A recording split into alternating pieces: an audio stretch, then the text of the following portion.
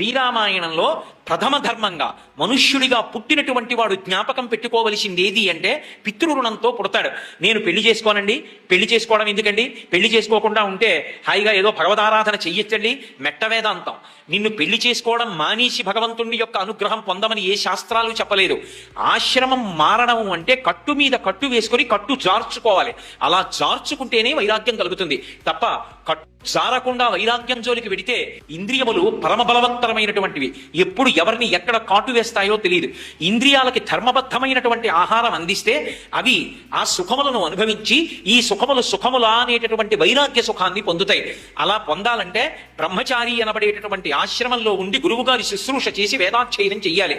తర్వాత ఒక వయసు వచ్చిన తరువాత మనసులో పొటమరించేటటువంటి కామాన్ని బలవంతంగా తొక్కిపెట్టడం సాధ్యం కాదు కనుక ధర్మంతో ముడివేసి కామాన్ని ధర్మపత్నిని స్వీకరించి దాని వలన ధర్మబద్ధమైన సంతానాన్ని పొంది తనని తన తండ్రి ఎలా కన్నాడో అలా సంతానాన్ని కని తాను పితృరుణం నుంచి విముక్తుడు కావాలి. కాబట్టి తాను వివాహం చేసుకుని పితృరుణం నుంచి విముక్తుడు కావాలి తప్ప తాను నేను సంతానం కననని తాను వివాహం చేసుకోనని అనకూడదు. అసలు మనుష్య జన్మలో ప్రథమ రుణం ఏది అంటే పితృరుణమే. ఆ పితృరుణం తీర్చుకోవాలి. వెళ్ళిపోయినటువంటి పెద్దలకి ఆయా తిథులలో చెయ్యవలసినటువంటి పితృకార్యాన్ని తప్పకుండా చెయ్యాలి.